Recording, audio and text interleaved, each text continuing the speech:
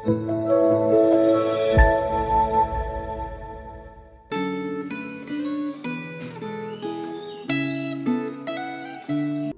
pagi Bapak Ibu Saudara. Mari sebelum kita merenungkan firman Tuhan, kita memohon pertolongan Allah Roh Kudus. Mari kita berdoa. Tuhan, sekali lagi kami mengucap syukur kepadamu. Terima kasih untuk hari yang baru yang kembali Kau berikan kepada kami, dan terima kasih untuk kesempatan kami boleh merenungkan firman pada pagi hari ini. Memohon Allah Roh Kudus menyertai seluruh perenungan firman-Mu. Memohon Allah Roh Kudus berbicara kepada setiap kami, sehingga kehidupan kami terus boleh diperbaharui bagi kemuliaan nama-Mu. Terima kasih Tuhan, dalam nama Kristus Yesus kami berdoa dan memohon. Amin. Bapak Ibu Saudara, perenungan firman Tuhan pada pagi hari ini diambil dari Yesaya pasal 40. LAI memberikan judul pasal ini adalah Berita Kelepasan. Nah, di pasal 39 melalui Nabi Yesaya, Tuhan menubuatkan kepada bangsa Israel akan kejatuhannya kepada kerajaan Babel. Mereka akan dijajah, mereka itu akan dibuang. Tapi di pasal 40 Tuhan malah menyerukan nubuat tentang kelepasan mereka. Satu berita sukacita yang diharapkan boleh menenangkan hati mereka. Nah, dua pasal ini sangat kontras sekali. Tetapi dua pasal ini boleh membantu kita semakin mengenal siapa Allah yang kita sembah ini. Apa yang bisa kita lihat di dalam pasal 40 ini mengenai Allah yang kita sembah ini?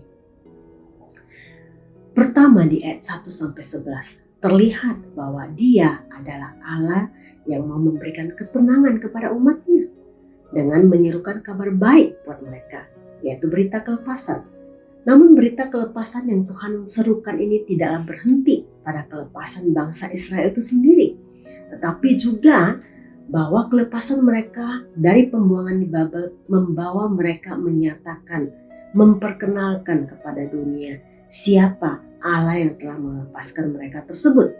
Di dalam seruan berita kelepasan ini, Tuhan mengingatkan akan dasar dari kabar baik tersebut, yaitu bahwa di dalam kefanaan dan keterbatasan manusia, ketidakberdayaan manusia untuk melepaskan diri mereka, untuk membebaskan diri mereka, maka Allah yang Maha Kuasa telah berkenan melepaskan dan bahkan menggembalakan mereka kembali menjadi umatnya. Kedua, di ayat 12-31, Allah memperkenalkan dirinya sebagai Sang Pencipta langit dan bumi, bahwa Ia berkuasa atas segalanya. Pertanyaan-pertanyaan pembanding antara siapa Allah dan siapa ciptaan di ayat 12-31 ini dimaksudkan kembali untuk menyatakan kemahakuasaan Allah atas setiap hal, atas segala hal di dalam dunia ini, di atas bumi ini, termasuk penghukuman dan pembebasan manusia. Karenanya, di dalam kemahakuasaannya, nubuat penghukuman dan pelepasan bangsa Israel bukanlah semata-mata ucapan dan kata-kata, tetapi adalah firman Tuhan yang pasti akan digenapkan. Kenapa? Bukan hanya semata-mata karena Allah Maha Kuasa sehingga Ia sanggup untuk menggenapkannya, tetapi terlebih karena Ia adalah Allah yang sempurna. Dalam kesempurnaannya, setiap kehendaknya pasti tergenapkan secara sempurna pula. Jadi bagian kedua ini bisa disebut sebagai double affirmation, karena menegaskan untuk kedua kalinya kepada umatnya akan kepastian pelepasan mereka yang Allah serukan bagi mereka.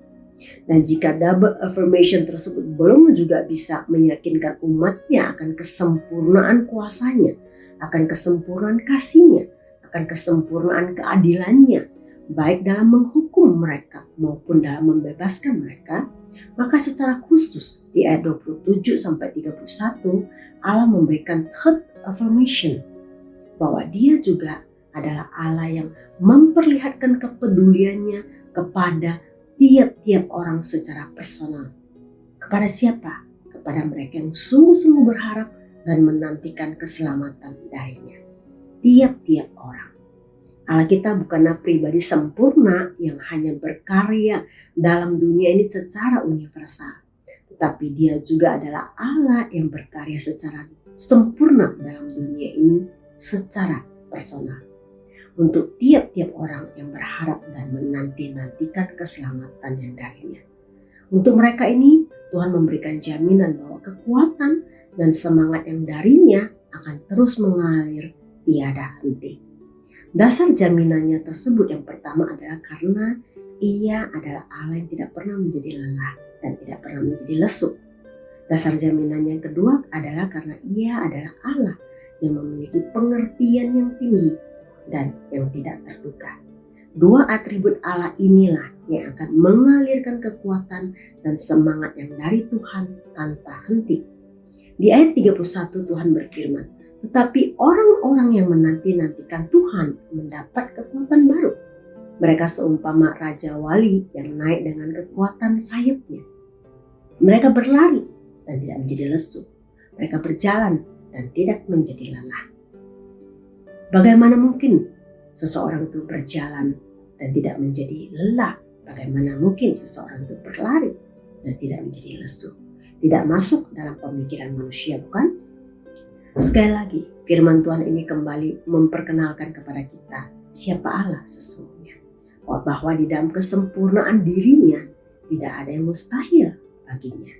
Dan Ia menggunakan kesempurnaan dirinya untuk mencapaikan maksud yang baik bagi ciptaannya, bagi umatnya, bagi tiap-tiap orang yang terus berharap dan terus menanti-nantikan keselamatan yang darinya.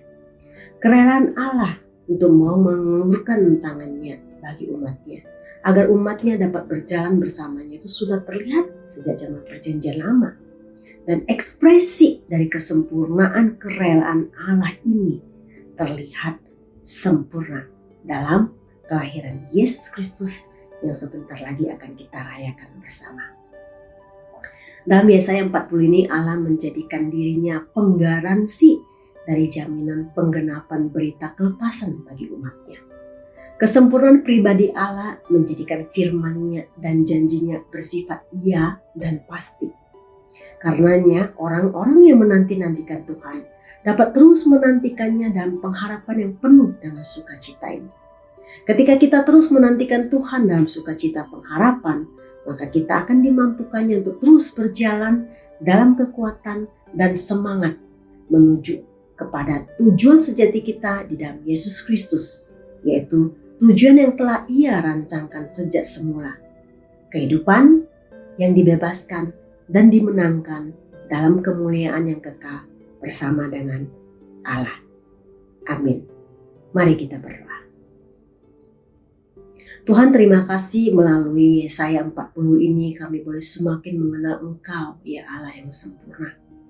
Allah yang sempurna dan bukan Allah yang nun jauh di sana dan melihat dari jauh kehidupan di dunia ini. Namun Allah yang sempurna ini adalah Allah yang mau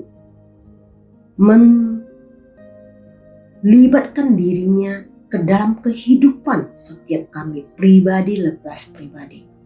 Ketika kami memiliki kerinduan untuk datang kepadamu, berharap kepadamu, percaya kepadamu, Engkau ada Allah yang sempurna yang mau mengerjakan di dalam kehidupan kami untuk boleh menuju kepada kesempurnaan hidup yang telah Kau sediakan bagi setiap kami.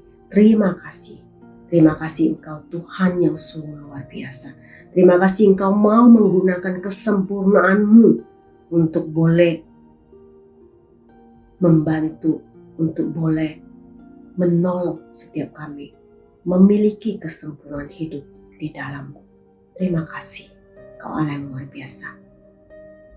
Kami sungguh merupakan orang-orang yang benar-benar sangat beruntung karena kami boleh mengenal Engkau, Allah yang penuh dengan kesempurnaan, yang di dalam kesempurnaannya menjadikan hidup kami juga sempurna dan berbahagia di dalam-Mu. Terima kasih Tuhan, terpujilah nama-Mu. Dalam nama Kristus Yesus kami memuji-Mu, kami memuliakan nama. Amin. Selamat pagi Bapak Ibu Saudara, selamat menjalani hari ini bagi kemuliaan nama Tuhan. Miliki hidup yang sempurna di dalam Tuhan. Tuhan Yesus memberkati.